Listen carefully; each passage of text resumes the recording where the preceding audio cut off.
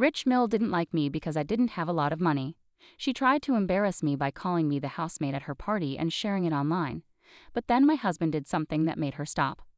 I'm a 28-year-old woman, and my husband, Harry, is the same age. We've been married for 2 years. Harry and I were friends in college, and after we graduated, we started dating when we met again at a party.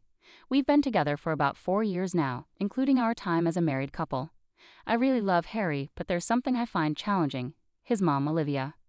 Olivia raised Harry by herself as a single mom, which is impressive. However, she can be really arrogant and distant, which makes it hard for me to connect with her. Right from the start, she didn't seem to like me much, and I think it's because I come from a less wealthy background. My family didn't have a lot of money, and my parents worked really hard to take care of me and my 3 sisters. We didn't have much growing up. My dad worked as a janitor, and my mom did all sorts of jobs to make ends meet. I'm not ashamed of my background at all. In fact, I'm proud of where I come from, just like my sisters are. We've always been proud of our parents and their hard work. We never felt ashamed of their jobs because they were honest and respectable. Olivia, on the other hand, has a different view. When I mentioned that my dad was a janitor and my mom did odd jobs, Olivia reacted negatively. This happened the first time we had dinner together. Since then, she's made it clear that she doesn't accept me as part of her family. She hasn't said it directly, but she keeps her distance from me physically, almost like she can't stand being close to me. Even during dinners at her place, she uses different, less fancy plates and silverware for me, signaling that I'm not as welcome as her son. I didn't mention it at first because I thought I might be overthinking things and didn't want to cause unnecessary drama. However, there were other instances that confirmed Olivia's classist behavior. For example, she would give me cheap birthday gifts and leave the price tag on, while she could easily afford more thoughtful presents. One year, she bought Harry an expensive watch and her assistant a luxury trip, but she gave me a knockoff designer bag worth less than $85. This made me realize that her behavior wasn't just in my head, and she genuinely didn't like me. I regret not discussing this with Harry earlier, but I didn't know how to address such a sensitive topic. I had experienced discrimination before, but never from someone I hoped to have a good relationship with. Ironically, I used to admire Olivia, especially because I aspire to have my own business someday, like she does. My sisters and I studied finance in college with the help of student loans and now have decent jobs. I work in marketing but dream of building something of my own in the future. I didn't want a strained relationship with my mother-in-law, so I didn't bring up Olivia's behavior before Harry and I got married. I hoped things would improve over time, but they didn't, and it became uncomfortable. A few months after our wedding, I finally talked to Harry about how Olivia made me feel inferior, especially regarding my family and my dad's job. Harry understood and promised to talk to his mom. However, when he did, Olivia denied everything and cried, making me feel like she was trying to manipulate us. This made me see her differently, and I told Harry I appreciated his effort but still didn't feel comfortable around her. We agreed that he could keep in touch with her, but I would avoid direct contact until I felt ready. Harry distanced himself a bit, and we only saw Olivia at family gatherings, which worked for us for a while. A few days ago, Olivia texted me that she wanted to mend things and invited me to her 50th birthday party early to make up for how she treated me poorly in the past. I was happy because it seemed like she was finally accepting me. However, when I arrived, she asked me to wait in the kitchen and then introduced me to the party staff as her housemaid, recording it like it was a funny prank. I felt shocked and humiliated, so I left the party in tears and drove home. I had told Harry I was visiting Olivia, but he was busy at work and hadn't read my text. He was supposed to go to the party later, so when I came home, the house was empty, and I felt even more alone. I cried myself to sleep. A few hours later, I woke up to find Harry sitting beside me, furiously typing on his phone. When I asked why he wasn't at the party, he showed me a video his mother had posted. It was the video of her prank, captioned as a joke, that went wrong. She cut it off before I started crying, making it look less cruel, but it was still meant to humiliate me. I started crying again. Harry told me not to worry and said he was doing everything he could to get the video taken down. He promised to make his mother regret her actions. She wasn't replying to his messages or picking up his calls, probably because she was busy with the party, but he knew she would call him eventually to ask why he wasn't there. When she did, he promised me he would give her a lesson she would never forget. He kept his promise because about an hour after I woke up, his mother called him. He called her some harsh names that I can't repeat here, and he ended the call by threatening to sue her for what she did to me. After yelling at her on the phone, he apologized to me repeatedly for not doing more about Olivia when I first mentioned feeling uncomfortable around her. I didn't blame him because I had downplayed it back then, making it seem like it wasn't a big deal. I also hadn't shared other incidents that bothered me, and Harry isn't very observant, so he didn't notice them himself. I understood why he didn't cut off his mother earlier since he had no idea how bad she could be, But on the day of her party, I told him everything, and he was furious. He said I should have told him sooner, and I agreed. I really should have. He'd assured me he wouldn't have let it go on if he had known. He also apologized for not noticing how she was treating me. We talked it through, and then he called his lawyer to see if we could take legal action against her. Unfortunately, we couldn't file a lawsuit for emotional distress because there were no physical consequences of her actions, so even if we pursued it, we would likely be wasting our time. I told Harry that we didn't need to go after her and that we could just cut her out of our lives. But he insisted that wasn't enough for him. He wanted to teach her a lesson. I could tell he was really angry on my behalf, and I appreciated his support, so I didn't try to stop him. He didn't take any action that day, but the next morning, he told me he had contacted his mother and given her 3 days to issue a public apology. Not just to me but also to my family, in video form. He warned her that if she didn't comply, he would ensure all her business associates learned how she had been treating me, which would severely damage her reputation as a female entrepreneur. Right now, we're on the 2nd day and I feel uneasy about this. It feels a lot like blackmail, and I told Harry my concerns. He dismissed them, saying this was the only way to ensure Olivia learned her lesson and wouldn't bother me again. I don't like the idea of my husband going after my mother-in-law this way. Update 1. Hi, everyone. Following your advice, I talked to Harry again after he came back from work.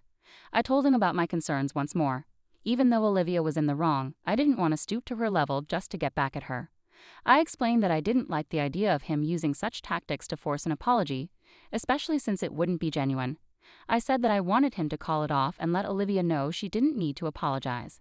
She could do whatever she wanted as long as she stayed away from us. To my surprise, he didn't argue this time.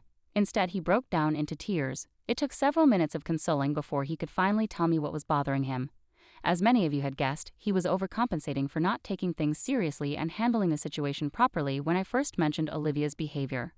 He admitted that he felt really guilty after watching the video, which has since been deleted, because it made him realize how deep-rooted Olivia's issues were. He started channeling all that guilt into trying to get back at his mom instead of listening to what I wanted. But talking to me made him realize he was making the same mistake again by not taking me seriously. It doesn't help that I'm quite submissive and don't know how to assert myself. But we talked it through, and he texted Olivia, telling her she didn't need to apologize because he just didn't want anything to do with her anymore. I'm proud of both of us for handling this well and making it about us versus the problem, not us versus each other. Harry and I cared deeply for each other, which is why it was so hard for us to talk about our biggest problems. We need to work on that, so we agreed to look into marriage counseling. I've already started searching, and we hope to start within the next week. We want to make sure incidents like this never happen again. This has been one of the worst experiences of my life, and I never want to feel this way again. I'm glad Harry is cutting Olivia off because I don't think I could ever see her again without wanting to smack the arrogance out of her. I won't do it, but I hope someone does. Update 2. A week has passed since the day of the party, and Olivia hadn't tried to talk to us after Harry gave her that ultimatum. She didn't even reply when he told her he was calling it off and didn't need an apology anymore. We knew something was wrong and suspected she was planning something big because she wouldn't just let this slide. But as days passed and nothing happened, we kind of forgot about it. Today she finally showed up at our house with her lawyer. When I opened the door, she walked in without even glancing at me, acting like I wasn't there. She started calling out for Harry, telling him to come see her in the living room. It was unnecessary because Harry was in our bedroom, and I was going to get him anyway. When Harry came to the living room, she told him to sit down on the couch. It was really annoying because she was acting like it was her house and ordering us around in our own home. So Harry told her he was going to do whatever he wanted to, and right now he didn't want to speak to her. He told her she needed to leave and take her lawyer with her because it didn't scare him. But Olivia didn't budge and insisted that he take a seat because he would want to hear this. I was the one who told Harry to just do it because I wanted her out of the house as soon as possible, and it wouldn't happen unless she said what she wanted to say. I just wanted to get this over with, and if that meant we had to listen to Olivia threaten us legally or some other rubbish, then so be it. I was ready to hear her out so she could get the heck out. Harry took his place on the couch, and I sat down beside him to show her who's boss around here. She could ignore me all she wanted, but this was our house, and she needed to know her place. She still ignored me and then told her lawyer to come forward and start reading the terms of the document she had prepared. The lawyer started reading the document, which essentially stated that she wanted Harry to leave me. If he didn't, she would write him out of her will and give everything to other family members, her employees, and charity. It included a list of properties and assets, probably to make Harry think about what he would lose by staying with me. But Harry seemed unfazed. He appeared bored, fiddling with the ring on my finger and not even paying attention to what was being read. After the lawyer finished reading, Olivia asked Harry what he planned to do. She warned him that if he stayed with me, he'd lose his inheritance from her. Then something surprising happened. Harry hugged his mom and said goodbye. She was shocked, and I couldn't help but laugh. She noticed me for the first time and yelled at me to be quiet, and called me mean names. I didn't argue back, pretending not to hear her, which annoyed her even more. Harry didn't argue either. He said it was time to leave because his mom was acting crazy, and he didn't want to deal with it. We spoke to each other as if she wasn't there, ignoring her yelling. We went back to our room to avoid her, but then she went too far and called me a gold digger, saying she regretted our marriage because she thought I only cared about Harry's money due to my dad's financial struggles. That was uncalled for. She didn't understand how hard my dad worked for us, and I wasn't going to let anyone undermine that. I didn't argue back, but explained to her that my husband had just rejected her offer, showing I wasn't after money. I worked independently and didn't rely on my husband financially. She had no clue what she was saying. Then I told her to leave before I called the police. Eventually she left, but her visit left a bad taste. It wasn't pleasant, but we cleared the air and she knows not to bother us. Hopefully she'll remember that and stay away. Hey everyone, I'm back because Olivia did something really nasty and low, and I can't believe she thought she could get away with it. It's been about 2 weeks since she visited us. Since she didn't do anything or try to talk to us after that, Harry and I thought that was the end of it, and we could go back to normal. Clearly that's not the case. I just got a call from my parents about an hour ago, telling me that Olivia paid them a visit, and it was terrible. She stormed into their house, insulted them, and called them terrible parents who raised a gold-digging and conniving person like me. She said a lot of other hurtful things about me, but that's not even what upsets me the most. She told my mom that if she had spent more time at home raising us instead of working, maybe we would have turned out better. She also insulted my dad's job again, saying she shouldn't have let her son marry into a family like ours, knowing my dad's profession. My parents were almost in tears when they told me what she said. I couldn't hold back my anger and still can't. Just thinking about her yelling at my parents in their house makes me furious. I'm at work right now, so I can't do anything, but as soon as I finish my work for the day, I'm going to Olivia's house to tell her how I feel. I texted Harry about it as soon as I found out what happened with my parents. He is busy with work and hasn't replied yet. I don't want him to come with me, but I told him so he won't be surprised when Olivia calls him crying about what I said to her. Update 4. Hi, so I'm back home now. I got back from Olivia's house about 3 hours ago, and it felt really good to finally tell her how I feel. When I showed up at her door, she opened it herself and was smirking at me. That's when I lost it. I was already furious, so her smirk made me even angrier. I pushed past her and went into the house. I asked if she had really visited my parents and said all those terrible things to them. When she said yes and seemed pleased with herself, I wanted to wipe that smirk off her face. So I yelled at her as loudly as I could, and I swear the house shook. She was so surprised by how loud I was that she took a few steps back. It's funny now, but she was really shocked because I'm usually quiet and soft-spoken. I surprised myself with how loudly I was yelling at her. I called her a hypocrite and a terrible person. I told her she had completely failed as a mother because she couldn't put Harry's happiness before her own, and that's why she was trying to break us apart. I said that wouldn't happen because Harry and I love each other, unlike her who doesn't even know what love means. It was a harsh thing to say, but then I told her I was glad her husband passed away when Harry was little because he probably couldn't have survived living with her. I called her worse than whatever disease her husband had, and that's when she started crying. But I didn't stop there. I kept yelling at her for a few more minutes until I finally ran out of energy. By then she was sobbing uncontrollably, and I felt quite satisfied seeing her break down like that. She had made me feel terrible about myself and my family, and worst of all, she had insulted my parents for no reason. She deserved this. A few minutes after she started crying, I stormed out of the house and came back home. About an hour after I got back, Harry returned. He told me that he got off work earlier but didn't come home directly because he thought I would be at Olivia's house. So he headed over there, but when he arrived, I had already left. I had driven away just a couple of minutes before he got there.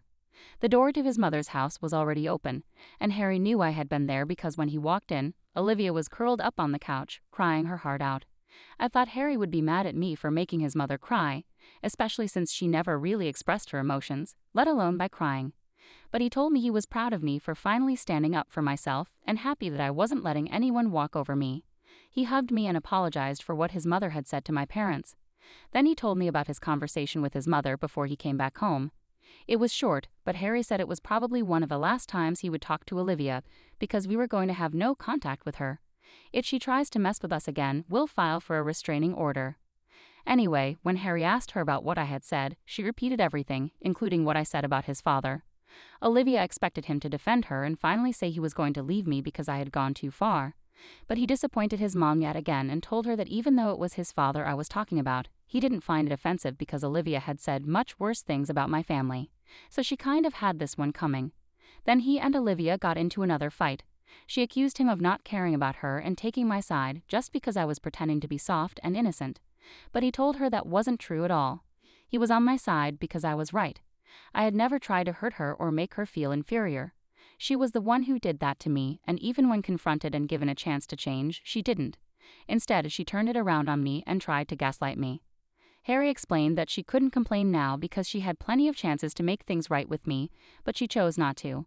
Now that I was standing up for myself, she couldn't play the victim and make me look like the villain.